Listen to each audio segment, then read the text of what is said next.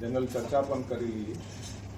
અને એક જે ઇમ્પોર્ટન્ટ કામ જે આપણે લાગ્યા કે આપણા ધ્યાનમાં લાવવા જેવું છે એ છે પોલીસ સ્ટેશનમાં તમે જોતા હશો કે વાહનો પડ્યા છે, દેશી દારૂ, ઇંગ્લિશ દારૂ.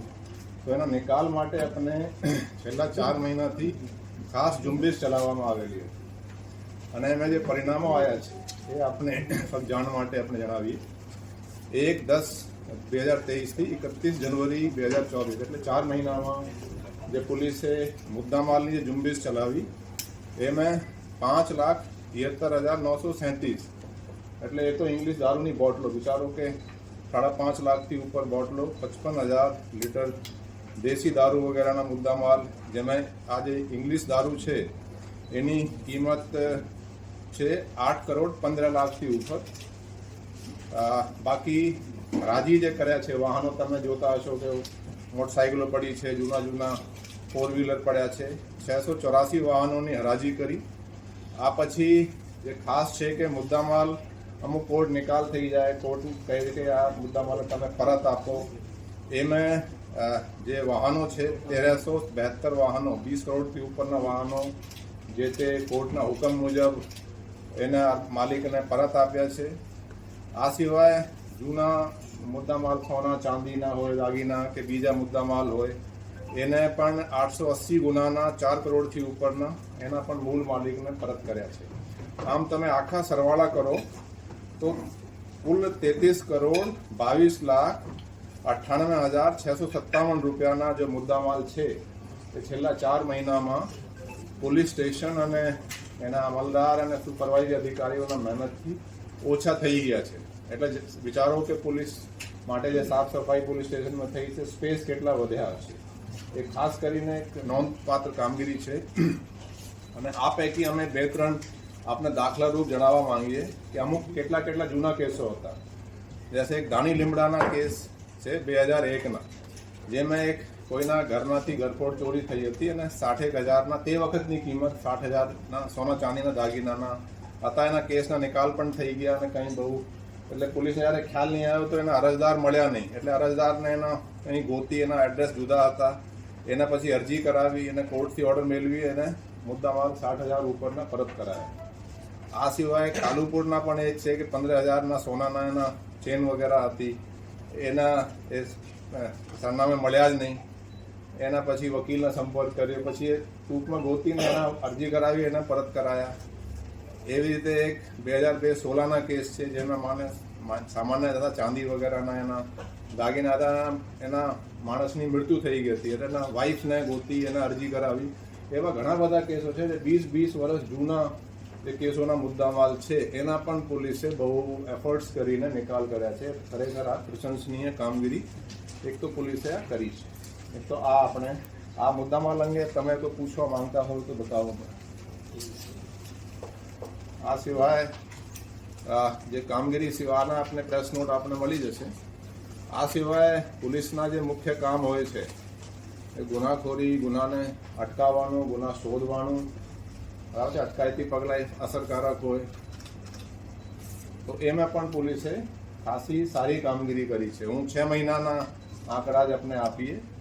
એટલે હું 31 જુલાઈના રોજ અહીંયા જોઈન કર્યા હતા. એટલે 1 ઓગસ્ટ 23 થી 31 જનવરી 24 સુધી અને આ 6 મહિનાના જૂના સરખામણીમાં આપણે જોઈએ તો મોટા જે ગુના હોય છે ખૂન, ધાડ, લૂંટ અને ઘરફોડ, એ આપણા 4 મેન જોઈએ તો ખૂનના ગુનામાં સરખામણી કરીએ તો 14% ઘટાડો છે. ડેકોઇટી 8 હતી, ગયા વર્ષે પણ એ 6 મહિનામાં 8 હતી એટલે એ સરખી જ છે. પણ 8 એને ડિટેક્શન ડેકોઇટીના 100% છે. રોબરી જે છે એમાં આ 6 મહિનામાં 50 હતી, ગયા વખતે 81 હતી એટલે 38% રોબરીમાં ઘટાડો છે. અને હાઉસ બ્રેકિંગ જે ઘરફોડ હોય છે, દિવસની ઘરફોડમાં પણ 22%નો ઘટાડો છે. અને રાતની ઘરફોડ જે છે એ આ 6 મહિનામાં 195 થઈ છે, ગયા એક સરખામણી સમયમાં 217 થઈ હતી એટલે એમાં પણ 10%નો ઘટાડો છે. તો આ જે થયો છે એ પોલીસના એટલે ઇફેક્ટિવ સુપરવિઝન, એટલે પોલીસ બરાબર નાઇટ રાઉન્ડ કરે.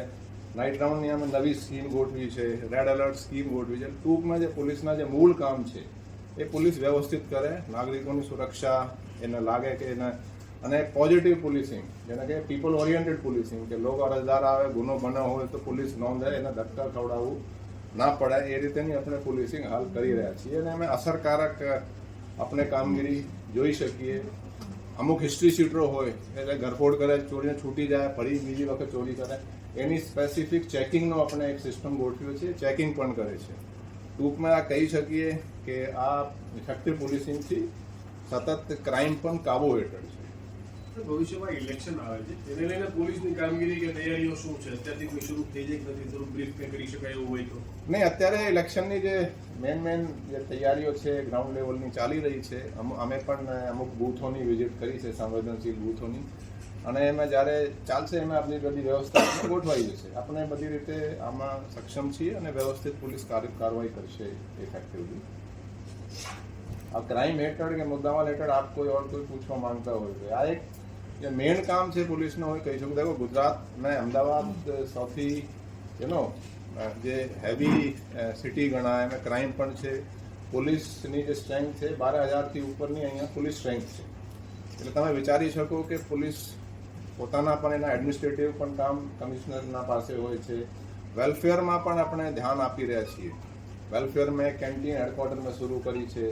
સ્પોર્ટ્સની એક્ટિવિટીઝ પણ પહેલાં દાખલા તરીકે સ્પોર્ટ્સમાં કોઈ બહુ ધ્યાન નહીં હતું, આપણે એન્કરેજ કરીએ. સ્પોર્ટ્સના આપણે અમુક ટૂંક સમયમાં એક સ્પોર્ટ્સની એક મીટ કરવાના છીએ અમદાવાદ શહેરમાં. એની પણ પછીથી આપણે જણાવી જ્યારે શરૂ થશે. બાકી વેલફેર સિવાય જैसे બ્લડ ડોનેશનના કેમ્પના પણ દર મહિને બ્લડ ડોનેશન કેમ્પ યોજાય ઝોન વાઇઝ. એટલે આ વખતે આ ઝોનમાં એટલે દર મહિને બ્લડ કેમ્પ યોજાય, એની પણ આપણે ઓર્ડર કર્યા છે. ટૂંકમાં બધી જ પાસાઓ જોઈને પોલીસ અત્યારે કામ કરી રહી છે. સર, એક પ્રકારનો ગુનો હજુ કન્ટિન્યુ બની રહ્યો છે, ખાસ કરીને આંગળીયા પેઢીને ટાર્ગેટ કરવાનો. આંગળીયા પેઢીના એવા કોઈ બહુ નોંધપાત્ર કંઈ ગુનો એવું તો આપણે ધ્યાને નથી. સર, આંગળીયા પેઢીના ત્યાંથી પૈસા લઈને જતા લોકોને રેગ્યુલર ટાર્ગેટ નહીં, કરવાનો. આવો છેલ્લે ક્યારે કોઈ ગુનો બન્યો હોય એટલે આપણે ધ્યાને ચાંદખેડામાં જ બન્યો હતો. ત્યારે એના માટે સર કોઈ ઇફેક્ટિવ ખરું કે પ્રોપર લિંક પકડાતી હોય?